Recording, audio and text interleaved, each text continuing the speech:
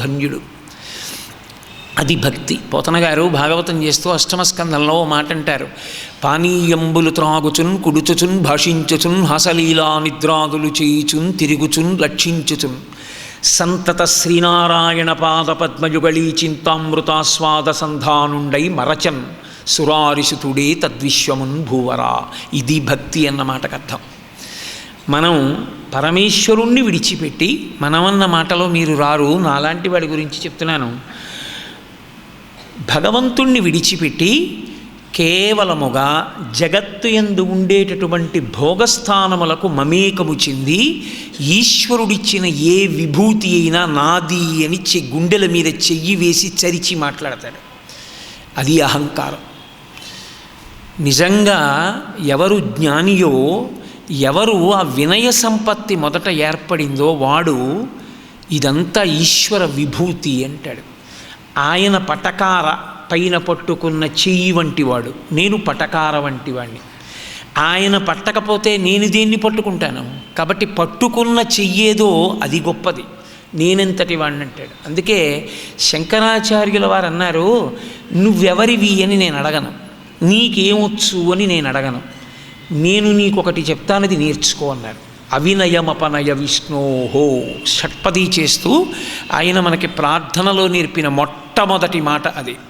అవినయమపనయ విష్ణోహో, ఆయన వినయం ఇయ్యి అని అడగలేదు. అది జగద్గురువులు. వినయాన్ని ఇవ్వక్కర్లేదు. చీకటి పోవాలి అంటే సూర్యుడు వస్తే చాలు, ఇంకా ప్రత్యేకంగా ఏమీ అక్కర్లేదు. అలాగే వినయం రావక్కర్లేదు, ఉన్న అవినయం పోతే చాలు, ఆ అహంకారం పోతే చాలు, వినయం అది నిలబడుతుంది. అందుకే నాకు అవినయమును తీసేసేయి అన్నారు. ఆ వినయం అన్నది మొట్టమొదట ఏర్పడిందా, ఈశ్వరుడు పరమ సంతోషాన్ని పొందుతాడు. భక్తి అన్న మాటకి ప్రాతిపదిక ఎక్కడ ఉంటుంది అంటే, నేను వేటికి యజమానిని కాను, యావదావర్తతే చక్రం యావతీచ వసుంధర తావత్వమిహ సర్వత్వం స్వామిత్వం అనువర్తయ అంటాడు భరతుడు రామాయణంలో. ఇదేది నాది కాదు, ఈ సమస్తము నీది. నాది నాది అని చెప్పిన వాళ్ళు ఎందరో వచ్చారు. మిగిలిన వాళ్ళని విడిచిపెట్టండి, ఈ భూమే నాదన్నారు. కారే రాజులు రాజ్యములు గెలువరే గర్వోన్నతిం పొందరే వారేరి సిరిమూట కట్టుకొని పోవంజాలిరే భూమిపై పేరైనన్ కలదే శిబి ప్రముఖులను ప్రీతిన్ యశక్కాములై ఈరే కోర్కెలు వారలంతలపరే ఇక్కలమున్ భార్గవ అంటారు పోతన గారు. వినయము గొప్పది. ఈశ్వరుని యందు భక్తి అన్న మాటకు అర్థం ఏమిటంటే, ఏదో నేను పూజామందిరాన్ని కానీ పూజామందిరంలో పూజ చేసే వ్యవస్థని కానీ తృణీకరిస్తున్నాను అని మీరు అర్థం చేసుకోకూడదు. అది ప్రాథమికం. కానీ ఎప్పుడైనా ఎక్కడైనా భగవంతుణ్ణి మాత్రమే చూడగలిగినటువంటి దృష్టికోణము, ఆ వైశాల్యము పెరిగితే అది భక్తి యందు స్థిరపడినాడు అంటారు. లేకపోతే ఏమవుతుందంటే, మీరు ఆలోచించండి, నేను ఒక్క మాట చెప్తాను, ఇప్పుడు మీరు ఉత్తరక్షణం నాకు జవాబు ఇవ్వక్కర్లేదు, మీరు బాగా ఆలోచించి తర్వాత దాని గురించి మీరు ఒక నిర్ణయానికి రండి. కేవలం కరచరణాదులతో మాత్రమే నువ్వు పూజ చేస్తూ వెళ్ళినంత కాలమే ధన్యుడవు అని నేను మాట అన్నాను అనుకోండి, ఈ శరీరము జర్జరీభూతమవుతుంది ఒకనాడు. దీనికి వికారం ఉంది, ఇది షడ్వికారములతో కూడుకున్నది. ఇది అన్ని వేళలా సహకరిస్తుంది అని నమ్మకం లేదు.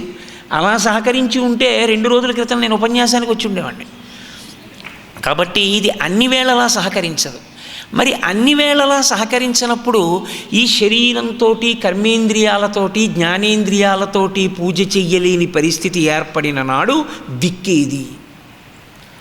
ఈశ్వరునికి కృతజ్ఞత ఆవిష్కరించే మార్గం ఉండదా భక్తిలో?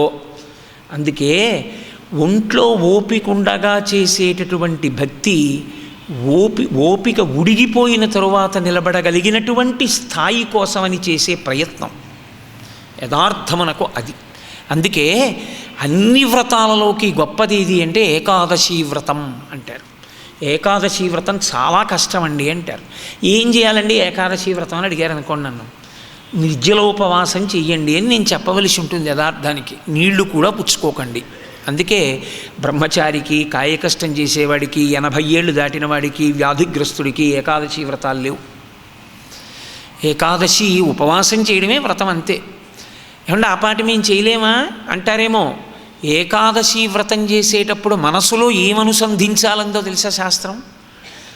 ఒకానొకనాడు ఈ శరీరం వెళ్ళి వైద్యశాలలో ఉండిపోతే, దీనికి ఏవో గొట్టాలు పెట్టి ఎక్కిస్తూ ఉంటే, చూసేవాళ్ళు అద్దంలోంచి చూస్తుంటే, తినాలనున్నా ఏమీ తినకూడదు, తన ఊపిరి తాను తీసుకోలేడు కాబట్టి ముక్కు మీద తీసుకొచ్చి ఒక డిప్ప పెడితే అందులోంచి ఊపిరి లాగుతుంటే, ఆ క్షణంలో నీవు ఇంత ఆకలేస్తున్నా తినకుండా, దాహం వేసినా తాగకుండా, నీ ఎదురుగుండా ఆత్మీయులున్నా మనసుంచకుండా, శరీరమునకు కలుగుతున్న బాధ లెక్క పెట్టకుండా, పక్షమునకు ఒకరోజు ఈశ్వరుని యందు మనసు పెట్టడం ఏకాదశి వ్రతంగా అలా సాధన చేయగలవా?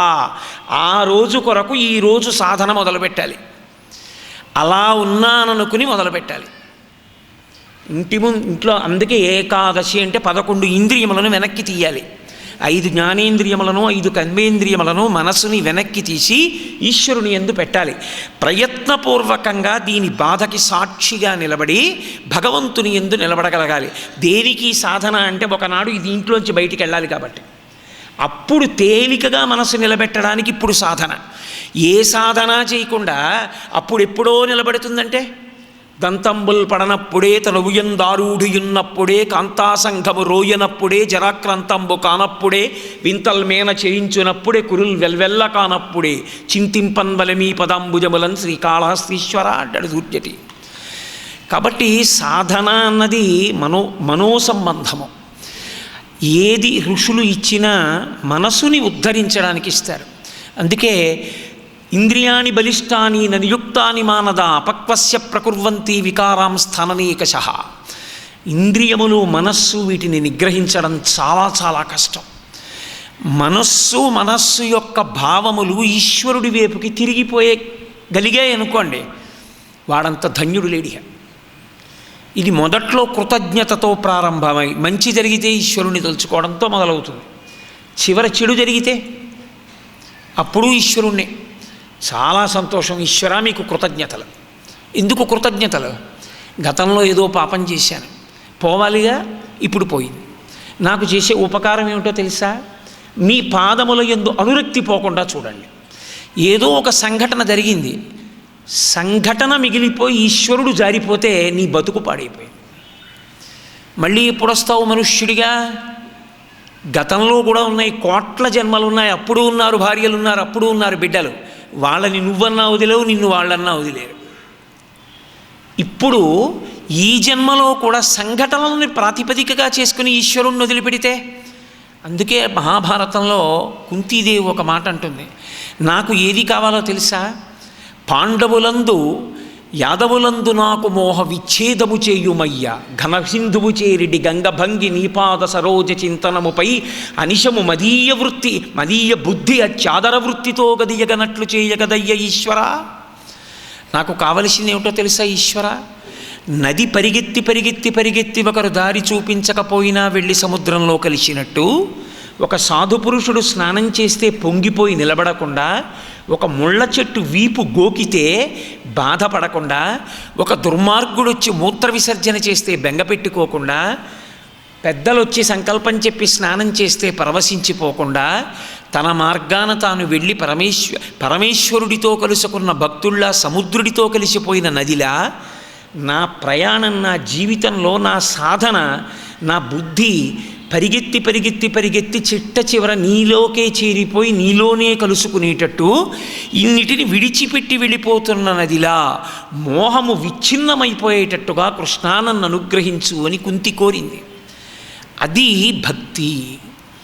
భక్తి అన్న మాటకి యథార్థమైన అర్థమేమి అంటే, మనసు యందు ఈశ్వరుడు తిరుగుట.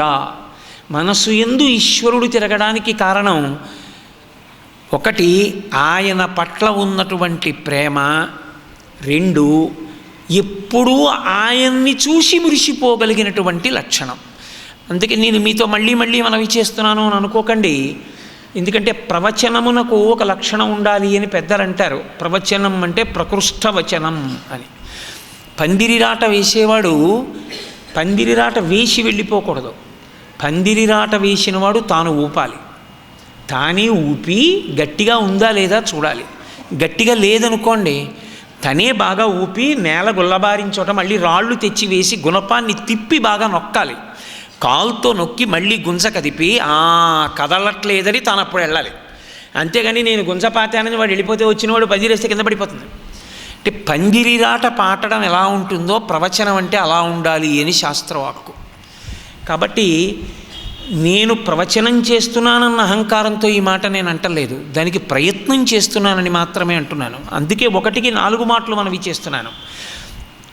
ఈశ్వర దర్శనము ఎక్కడ మొదలవుతుంది అంటే విశ్వమునందే మొదలవుతుంది. అందుకే విష్ణు సహస్రనామ స్తోత్రంలోని మొట్టమొదటి నామము విశ్వం.